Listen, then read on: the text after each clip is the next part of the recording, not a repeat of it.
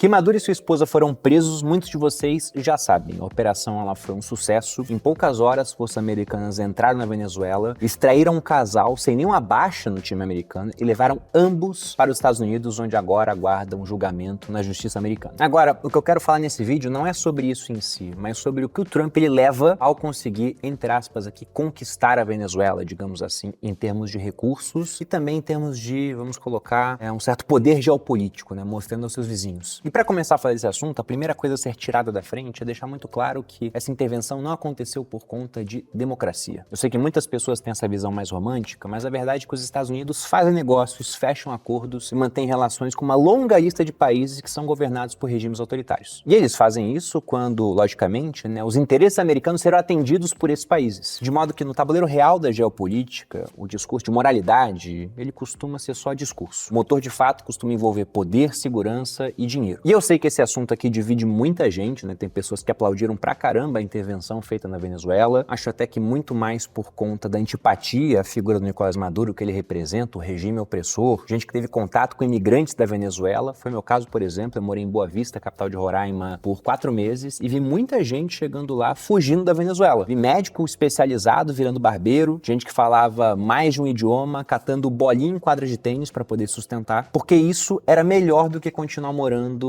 no seu país natal. Isso, lógico, é terrível. Mas tem gente também que critica a operação, alguns por simpatia ao Maduro, o pessoal ideologicamente mais de esquerda, mas outros por pensar que isso pode abrir um precedente perigoso, já que, pensando no ponto de vista militar, os americanos foram lá e sequestraram o líder de um país, nesse caso um ditador, não era democraticamente eleito, mas fizeram isso em questão de poucas horas, sem baixas. Quando eu digo isso, sem baixas na parte americana, como eu já comentei. Parece que já foram confirmadas cerca de 80 mortes entre venezuelanos. Mas isso mostra como eles são realmente uma potência militar inigualável. Basta você ver o que está acontecendo lá entre Ucrânia e Rússia. O Putin não conseguiu acabar em poucas horas com a guerra, tirando o presidente da Ucrânia, o Zelensky, e levando para a Rússia. E aqui nesse vídeo eu não pretendo tecer juízo de valor, tá, gente? Falar o que é certo, o que é errado. Eu vou ser muito pragmático e vou me atentar àquilo que a Venezuela tem de recursos que podem ser muito interessantes para os Estados Unidos. Mas antes disso, é interessante a gente falar sobre o que nós temos até agora de concreto em termos de mudança de regime na Venezuela. Trump e seus principais nomes falam em liderar a transição e até em, entre aspas, administrar a Venezuela, mas sem apresentar um roteiro claro de ferramentas, liderança e os passos concretos para isso. O desenho mais provável até agora não é uma troca instantânea de regime, passando, por exemplo, o governo venezuelano ao presidente que foi realmente eleito e foi garfado pelo Maduro, o Edmundo González. Na verdade, o que deve acontecer é uma transição utilizando o próprio aparato chavista como ponte. O Marco Rubio, secretário de Estado do governo Trump, ele confirmou que está em contato com o Delcy Rodrigues, que é o vice do Maduro. Ao mesmo tempo, o Delcy Rodrigues, ele no discurso público ainda encena a resistência, afirma o Maduro como líder legítimo, mas possivelmente isso é muito mais para consumo interno do chavismo do que realmente algo real. Até porque, depois da operação americana, o incentivo para cooperar é muito óbvio. O Trump mesmo já falou em represálias e ameaçou uma segunda onda se o regime não atender às exigências americanas. Por isso, no curtíssimo prazo, a alternativa de, olha, a oposição vai assumir, soa, pelo menos para mim, bem pouco realista. Contudo, apesar do discurso de administração pelos americanos, eu também imagino que é difícil para os Estados Unidos governarem um país no dia a dia como se fosse um protetorado. E não sei se o Trump quer esse problema para ele. Até porque a operação já deu seu principal recado. Ela foi um sucesso e serviu como um sinal regional, um ato simbólico, como um tipo de aviso a governos que não são alinhados aos americanos. E nisso a gente pode colocar o próprio governo brasileiro nesse balaio. Agora, partindo para os interesses do governo Trump na região, o primeiro e mais óbvio que está sendo comentado por 10 entre 10 canais que falam desse assunto é o petróleo. De fato, quando você pega em termos de reservas provadas no planeta, nenhum país supera a Venezuela. Eles estão acima até mesmo da Arábia Saudita. Só que a questão é que petróleo embaixo da terra não quer dizer tanta coisa quando você tem uma estrutura sucateada, que é o caso da Venezuela, com uma infraestrutura que degringolou, a indústria que um dia já foi potência, mas hoje é só um esqueleto muito caro para ser recuperado. E para você entender por que isso importa tanto, eu vou ter que voltar no tempo para falar sobre a época que a Venezuela era o maior exportador de petróleo do mundo e vivia um boom que durou da década de 40 até mais ou menos os anos 70. Uma era que empresas americanas e europeias tinham presença forte no país. Então, pra você ter ideia, esse ciclo do petróleo lá foi tão intenso que nos anos 50 a Venezuela chegou a se consolidar como o país mais rico da América Latina e em termos de PIB per capita, eles eram o quarto maior PIB per capita do mundo. Só que toda essa bonança, ela começou a trazer aquilo que ficou conhecido na economia como maldição holandesa, que é uma dependência excessiva de um certo recurso natural. E por que chamam de maldição? No caso da Holanda foi gás natural. O gás natural era tão abundante e trouxe tanta riqueza para a Holanda que eles ficaram dependentes disso e não desenvolveram outras áreas durante um certo período. Depois a Holanda corrigiu isso. Na Venezuela o mesmo aconteceu com o petróleo. E um ponto nevrálgico nisso aconteceu, como eu disse, em 60, que foi a criação criação da OPEP, envolvendo Venezuela, Arábia Saudita, Irã, Iraque e Kuwait. A lógica da OPEP era simples, é um cartel. Eles queriam controlar a oferta de petróleo para conseguir controlar também o preço do barril,